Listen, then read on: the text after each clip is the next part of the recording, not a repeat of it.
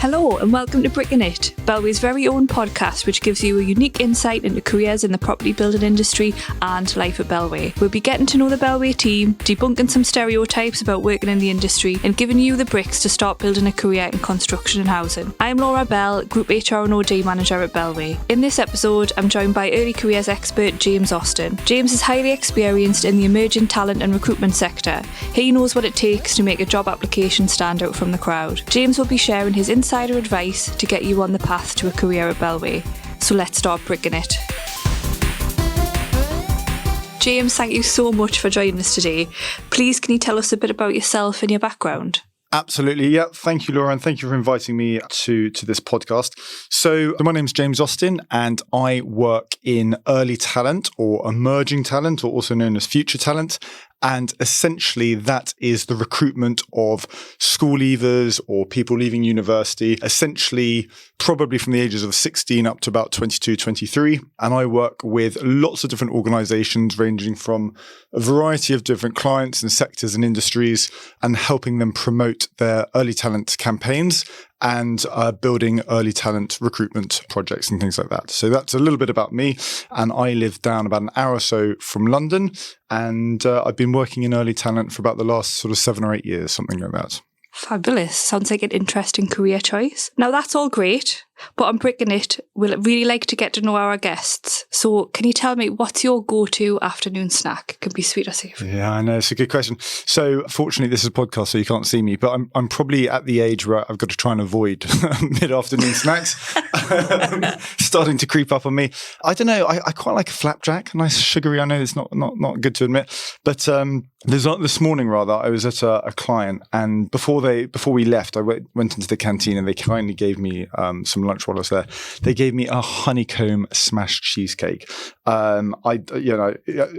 Surely that has got to be the greatest contribution to society. That was absolutely phenomenal. So I don't know who came up with that, but I think they need to be knighted somehow. That would be my go-to point for a mid-afternoon snack, I think. That sounds pretty fantastic, I have to say. So this podcast is all about unique insights, and I'm really interested to hear a bit more about your career personally. So can you talk us through some memorable moments, particularly any real career successes or any epic failures? Yeah, I think the career successes is probably a short list to refer back to.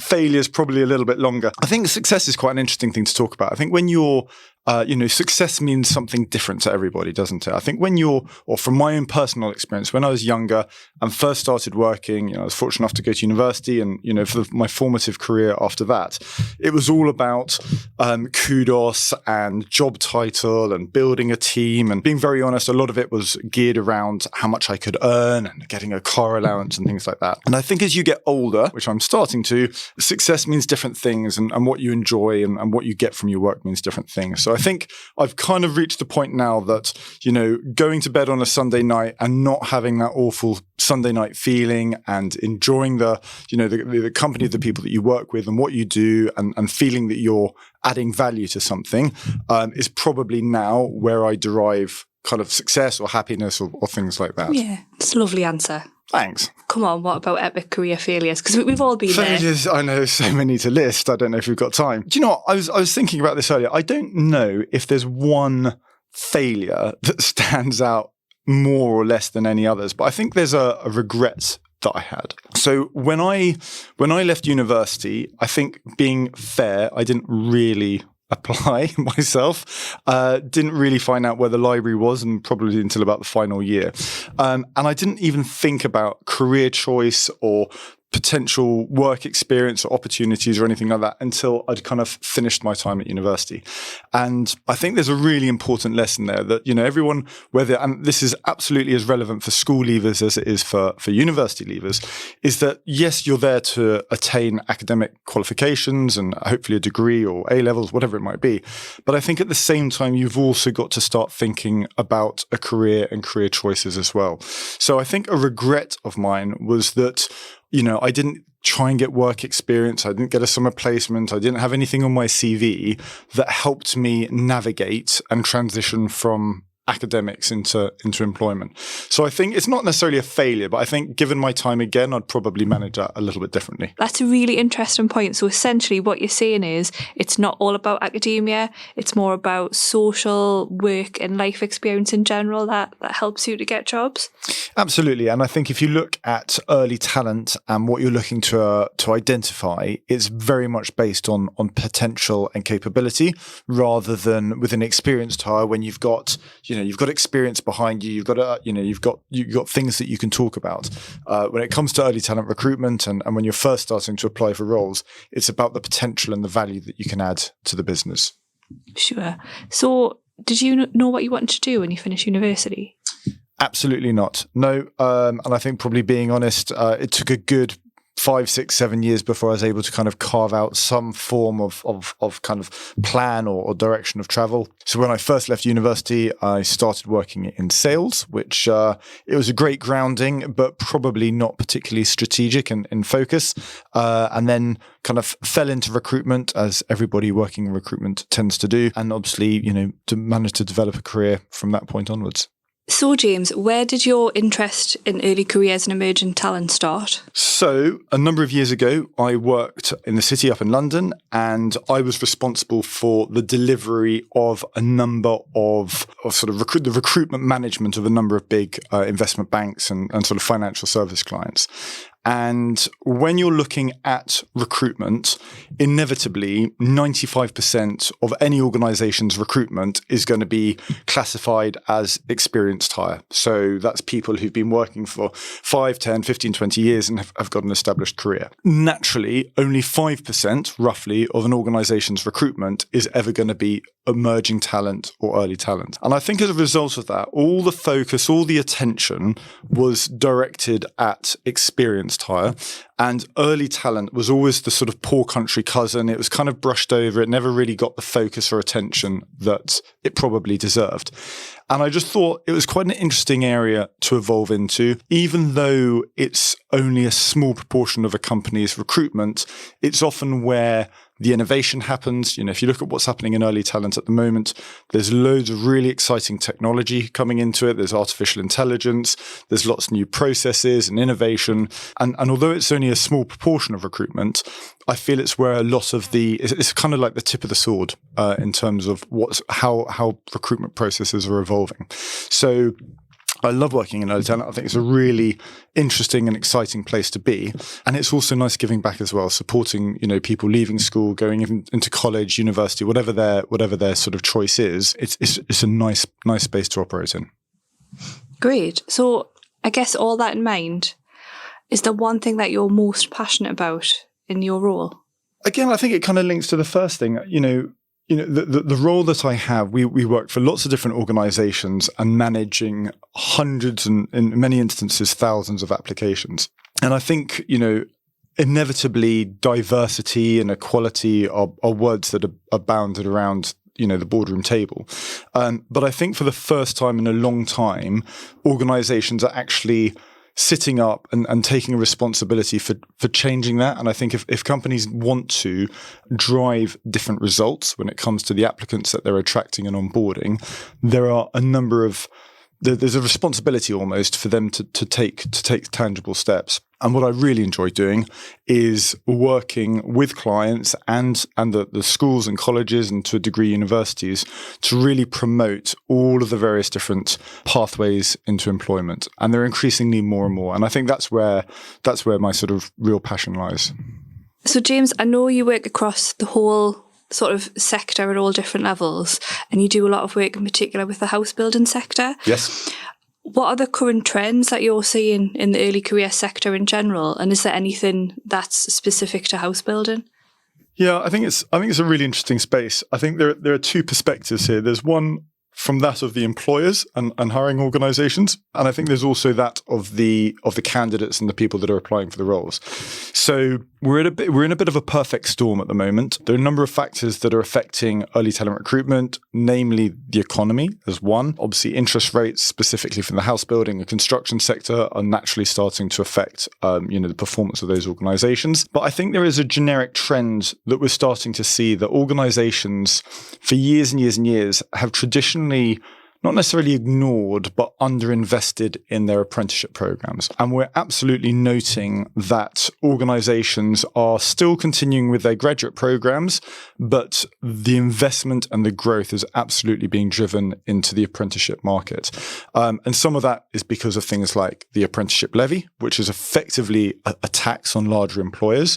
And organizations are wanting to utilize that levy and increase their spend on apprenticeship programs. The cost of going to university and the cost of accommodation is possibly steering some people away from going to university and looking at alternative routes. But from a candidate's perspective, it's a really interesting marketplace. So every year, we're seeing more and more candidates registering and wanting to go to university, but the supply of university places isn't going up at the same rate. So this year, there were approximately about 80,000 candidates in the UK that applied to go to university, but weren't offered any positions. If we fast forward the clock to 2026, it's estimated that number is going to go up to 1 million candidates applying to university, and only spaces for about 650,000. So you look at the sort of metrics and the numbers, that effectively what that's going to mean is 1 in 3 individuals who are applying to university aren't going to be able to get a space. And they're naturally going to look to what else they can do. And apprenticeships is obviously a key route for that. And I think the other thing that I would probably point out is that I think individuals thinking about further education and higher education have got to balance the areas that they've got a natural interest in studying, but also have a slightly commercial view of where there are opportunities in industry. So I don't want to be disrespectful of any degree courses or anything like that, but hypothetically, the growth in industry is in green energy and sustainability and engineering and cyber and media and digital and all of those really exciting things. And that's where there's a massive shortage of skills. So if you're going on to university and studying something that isn't really in demand, I think you've got to look at your employability when you come out of university. And I sit down and work very closely with a number of chief executives, HR directors, heads of early talent that are crying out for specific skill sets in the marketplace. But if we look at the people coming out of university, there's still that kind of shortage or paucity of that skill set. So I think from a candidate's perspective, I think there's a real trick to kind of play forward the clock a little bit and understand what you can do to leverage and increase your chances of employment by looking a little bit more carefully at the area of study that you're going to go on to do. I think that's a really interesting point, because I think as an employer, we're very much a case in point of that. Yeah. So we are ramping up our apprenticeships and higher apprenticeship vacancies. And I wouldn't say we were dialing down graduates, but we appreciate that a lot of the graduates that apply to us, they aren't in those roles that you mentioned. So engineering, digital, some of the more niche areas that are very much up and coming where we've got huge gaps. Yeah, absolutely. So it's really interesting that we're all kind of seeing this, and hopefully the message will get out to potential candidates that, we're really keen for applications in these areas. So, have a long-term plan.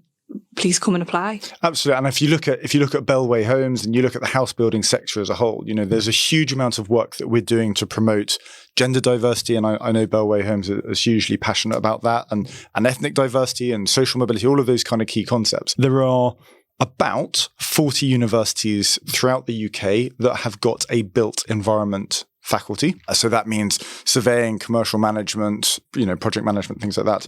If you look at the population of everyone in those 40 universities studying a built environment faculty, despite all of the work that's being done to promote gender equality and diversity and all the rest of it, the ratio of males to females is still 3-1.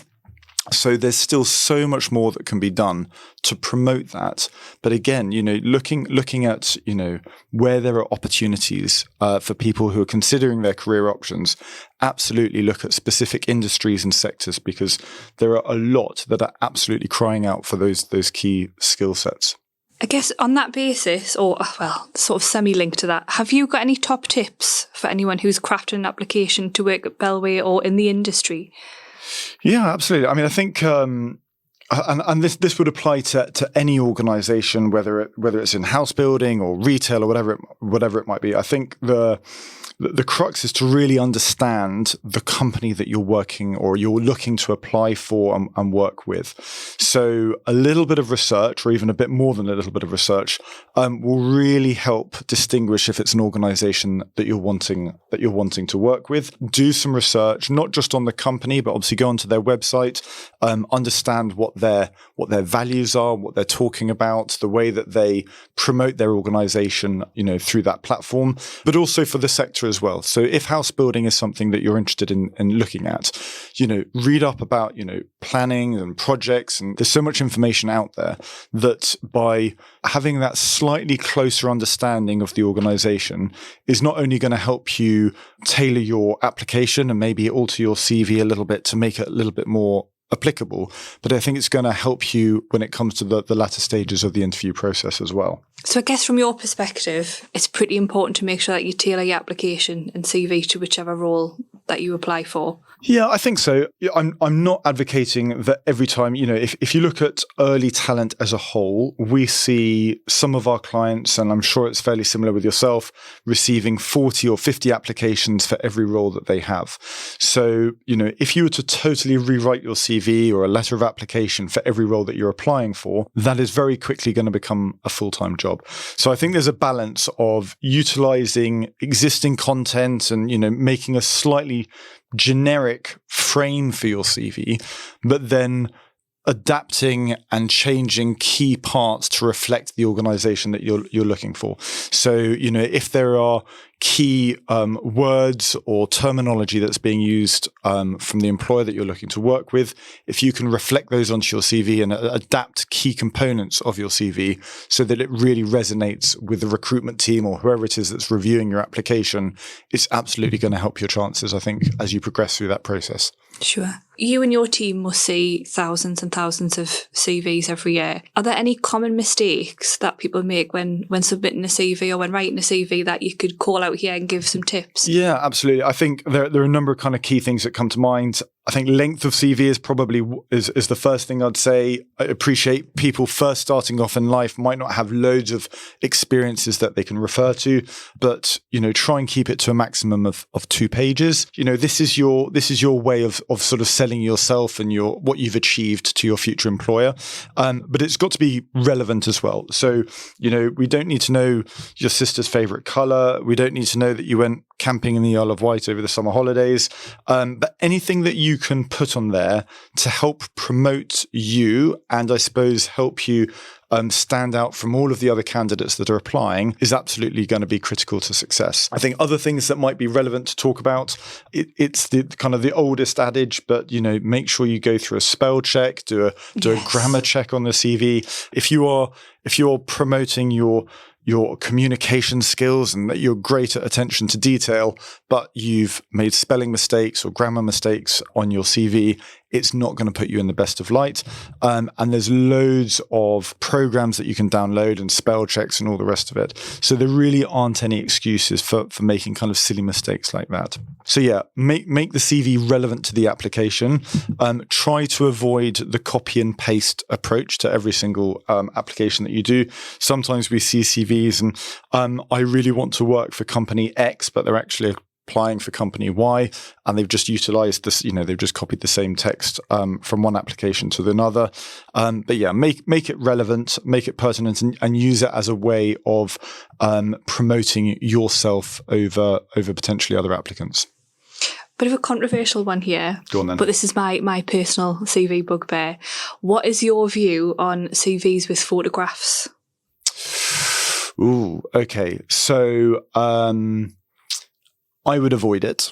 I don't know. Is that the right answer? You're nodding. Yes, absolutely. So more and more organizations are wanting to make decisions based on what you can add to the business and the organization, or sort of anything that can affect that decision, or unconscious bias is absolutely going to change that. So yeah, avoid photos, avoid frilly borders or anything like that. Keep it plain and relevant to the application.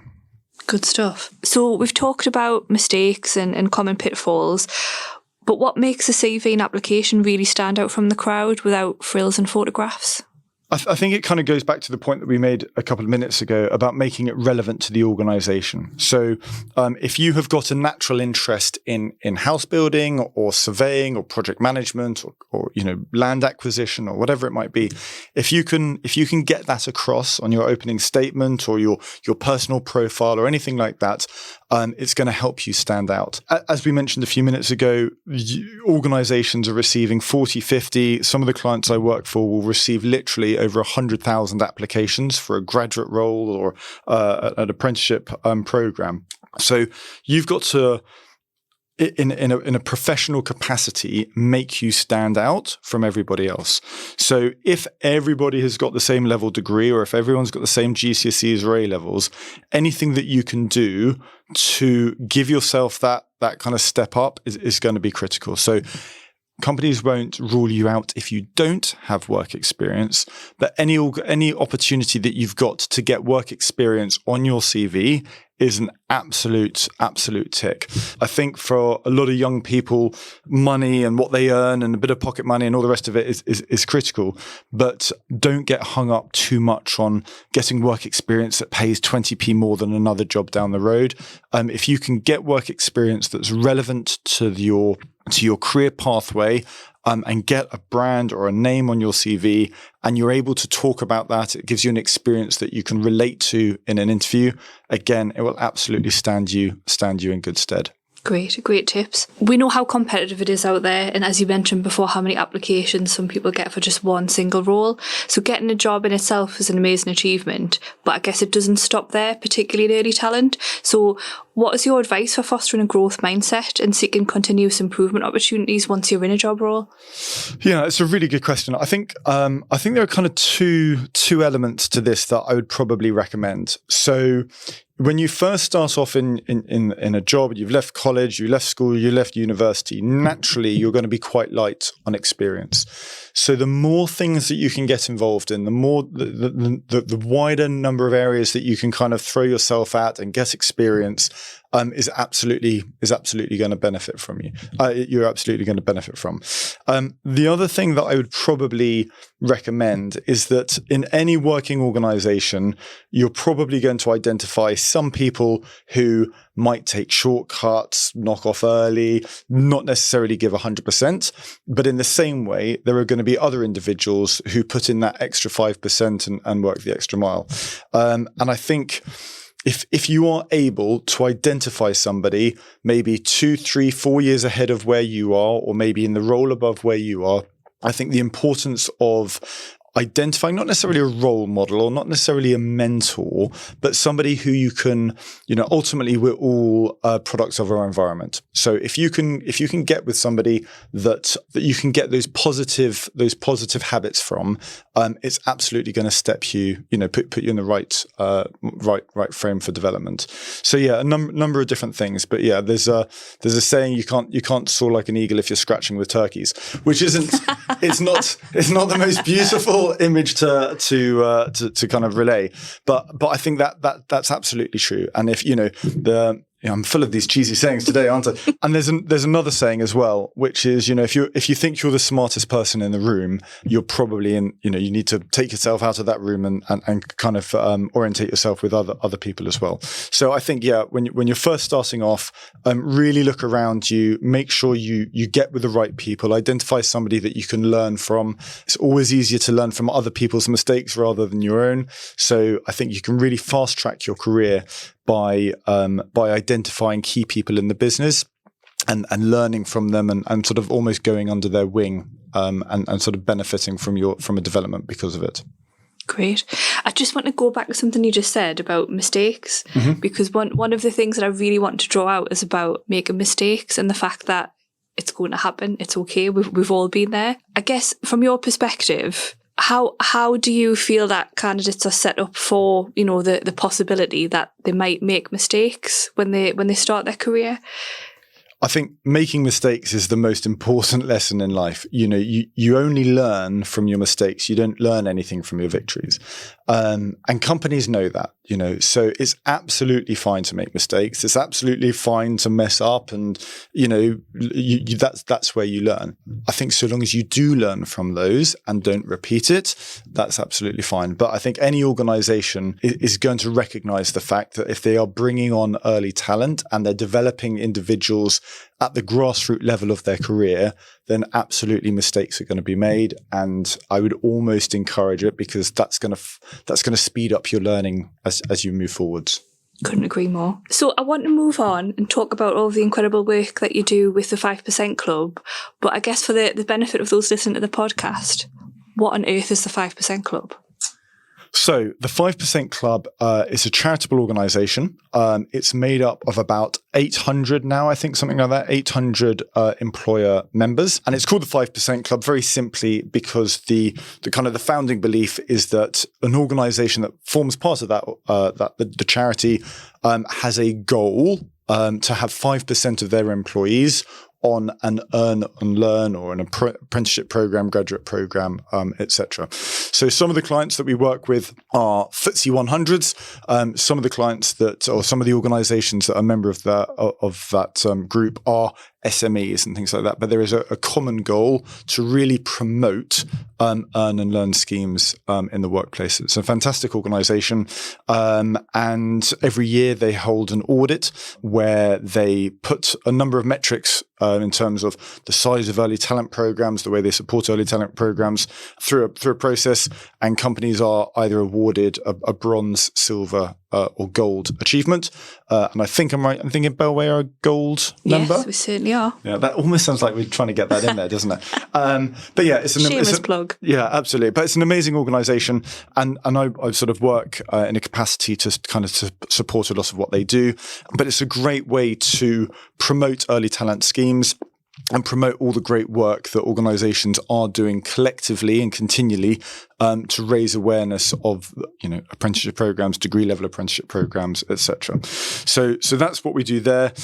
I think there have been a number of things in current affairs, in the news, in the media over the last couple of years that have really caused organisations to sit up and go, actually, we need to do things differently if we're serious about taking on a more diverse workforce. So whether that be greater gender or greater social mobility and working with schools and students and children from socially deprived backgrounds, whatever it might be, a lot of the work that we do within that organisation is to promote and create equity and equality for everybody applying for the roles that they are. So yeah, fantastic organisation, and really enjoy the work that I do with them. Great. So I guess you're kind of in a ambassador role with the 5% Club, is that right? Can you tell me a little bit more about that and what sort of impact that has on industry? Yeah, I mean, I don't have all the stats to hand, but if you look at the proportion, if you look at the clients or the organisations that form their membership, they now form a significant part of all of the early talent programs, or if you look at the total number of apprentices within the UK workforce, a significant proportion of those are from those member organisations. So some of the role that they do is to work with government and lobby Parliament in terms of how the apprenticeship levy is utilised.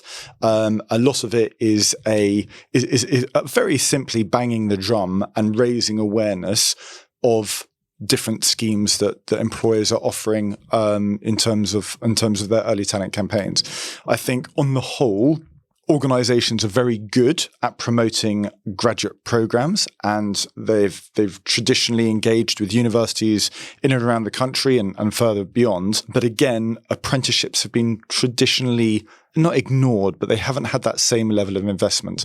And if we look at some stats that came out from UCAS last year, over 50% of individuals that applied for university in 21 and 22 also registered an interest in an apprenticeship programs, but about a third of those received zero information about what an apprenticeship program is, how to apply, when to apply, what it involves, etc.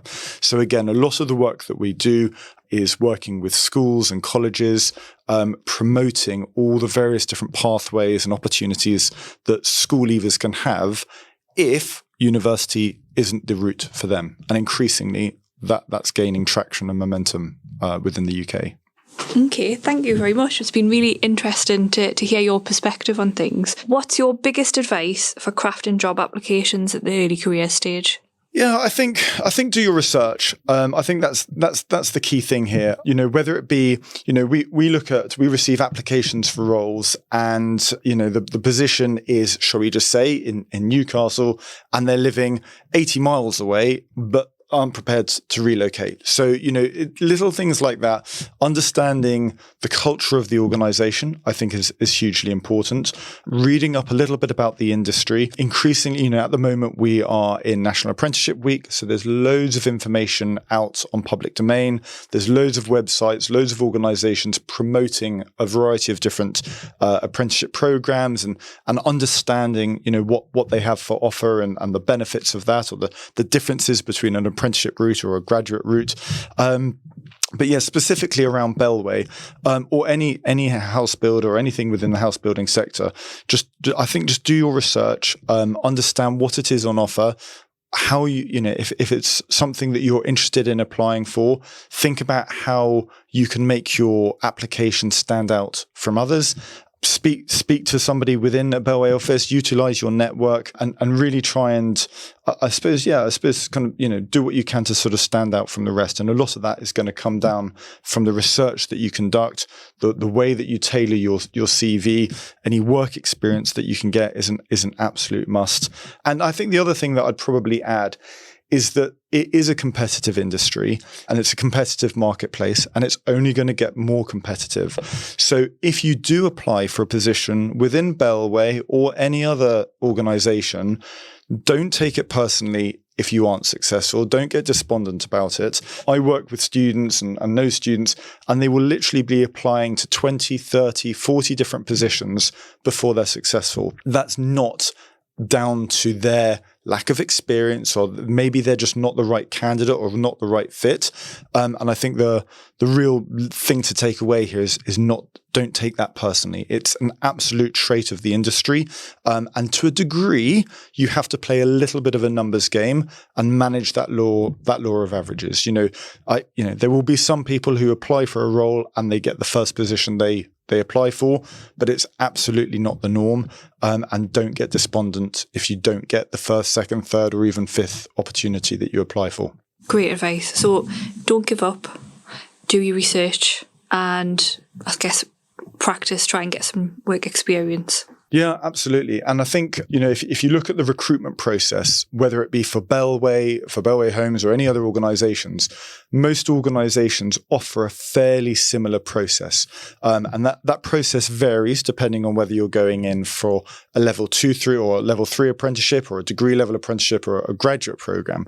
But you can probably, with a little bit of research, understand what that process is going to look like. So again, the more preparation that you can do, the better you're going to perform when you do the real thing. There are lots of websites out there where you can do practice interviews or practice video interviews. You can, it sounds stupid, but role play with your friends, whatever it might be. The more you build your confidence in that interview environment, the more natural you're going to be. You're not going to fluff up. As the same with everything in life, the first time you do it, you're probably not going to be very good at it. On the 5th or 6th time, you're going to feel a little bit more confident as well. So any preparation that you can do, use your family, use your network, use your teachers, use your, most schools these days have got a really good career services team, and have a nominated teacher or somebody that's responsible for helping guide and counsel. So any support that you can get, grab it with both hands, and good luck. Thank you. Well, speaking of support, I feel like I need to say that working with careers advisors in schools, we've just launched our Shortlist Me page. Right. So that's shortlist.me. So we've got a range of tools, interview practice, tests, and some tips with CV writing. And I suppose it also gives a flavour of what we're looking for behaviourally from a person. Because like you said before, great if you've got some work experience, but if you don't, we're really looking for potential. So what you could bring, a bit more about your personality. So all of that stuff's on there, and we're sending that through to all of the careers advisors network to make sure that students have got access and can practice. So totally agree. Give things a go, use your network and do some research. Really important. Just to finish off, where can listeners find out a little bit more about you and connect with you if they want to? Well, they probably won't want to. They've probably heard enough from me. If people do want to, they can find me on LinkedIn by my name, James Austen. But I think what's more useful is to kind of direct them in other areas where they can download a bit more information. UCAS is a fantastic resource to go to. Traditionally, I think UCAS was always seen as the route into universities. That's absolutely changing. They're doing more and more work in the apprenticeship space and driving intelligence and resource, across the whole piece there. So absolutely go to UCAS. There are a number of other apprenticeship websites. You go to National Careers Office. The government have got a very good website providing intelligence and information all around a whole variety of all the various different levels of apprenticeships and things like that as well. So again, a little bit of research. Utilize search engines and Google, to your disposal, and you'll very quickly understand and discover more around what you can do to not only learn more about the various opportunities that you've got, but the things that you can do to leverage your chances and promote your chances of finding successful employment. James, thank you so much for joining the podcast today. I feel like you're a very good podcaster. Maybe you should have your own podcast. Okay. Maybe a spin-off. Maybe. Who knows? Let's see. Watch this space. Thank you for listening to Brickingit with Bellway. Thanks to James for joining us and sharing his insights and advice. Head to the show notes for more information on the different early careers options available at Bellway and most importantly, how to apply. We'd love to have you on the team.